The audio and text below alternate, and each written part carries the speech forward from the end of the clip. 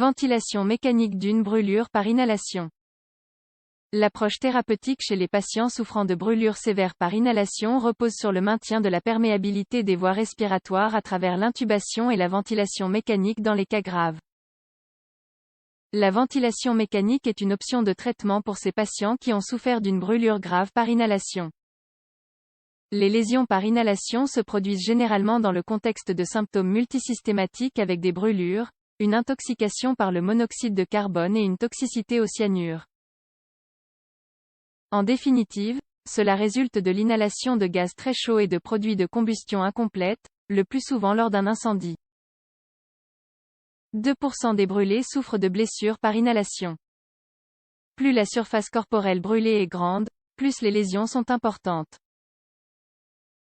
Chez les patients brûlés, les lésions par inhalation représentent un facteur déterminant et fondamental de l'augmentation de la morbidité et de la mortalité.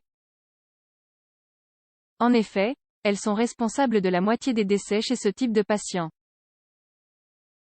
Par ailleurs, les dommages causés dans les voies respiratoires et les poumons dépendent des composants de la fumée inhalée, du degré d'exposition et de la réponse de l'organisme. Lésions respiratoires. Les lésions dues à la chaleur et aux gaz toxiques entraînent des œdèmes des voies respiratoires supérieures avec obstruction clinique. Ces symptômes sont plus importants lorsque le patient est plus jeune. Ils apparaissent généralement dans les 12 à 18 premières heures, bien que les symptômes puissent mettre jusqu'à 72 heures pour apparaître. La lésion respiratoire constitue la principale cause de mortalité immédiate. Voici les différents types. Lésion thermique. La lésion par la chaleur se limite généralement à l'oropharynx grâce à la fermeture réflexe de la glotte et de la puissance élevée de la dissipation thermique des tissus. Lésion par inhalation de produits de la composition. Les gaz hydrosolubles réagissent avec l'eau des muqueuses en libérant des acides et des alcalis forts et en produisant un œdème et des bronchospasmes. Les gaz peu solubles produisent des lésions dans les zones les plus distales. Le principal produit toxique de la combustion est le monoxyde de carbone. Un autre gaz toxique d'importance clinique est le cyanure d'hydrogène. Lésions pulmonaires d'origine endogène. Les patients souffrant de brûlures étendues peuvent développer une insuffisance respiratoire progressive après la phase initiale. Même s'ils ne présentent pas de dommages directs dans les voies respiratoires par inhalation diagnostique.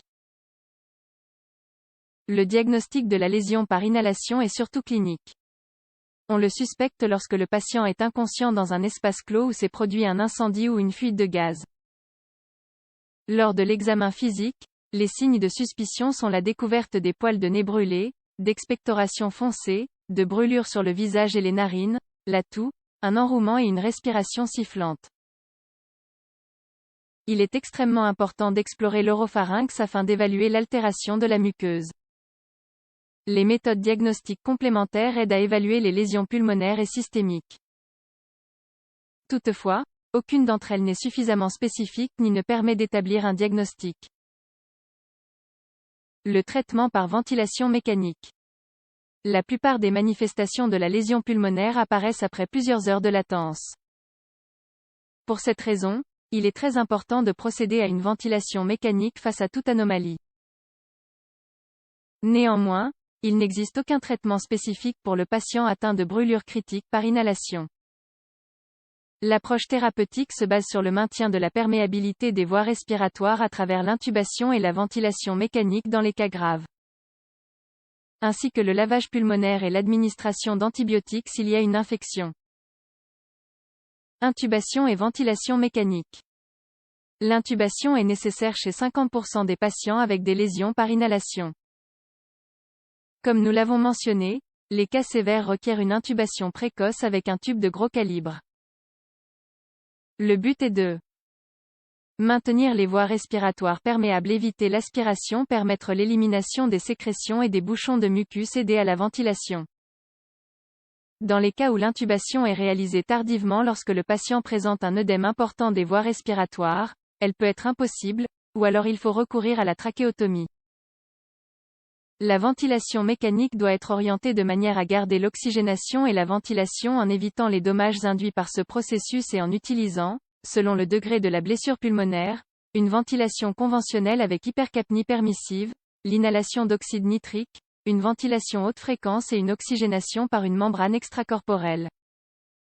Autres traitements. L'administration prophylactique de corticoïdes et d'antibiotiques n'a pas encore donné de résultats efficaces. Par ailleurs, dans le cadre de certaines études, le traitement à base de corticoïdes s'associe à une augmentation de l'infection pulmonaire et de la mortalité. De plus, la présence de lésions par inhalation augmente les besoins d'expansion des liquides chez les patients souffrant.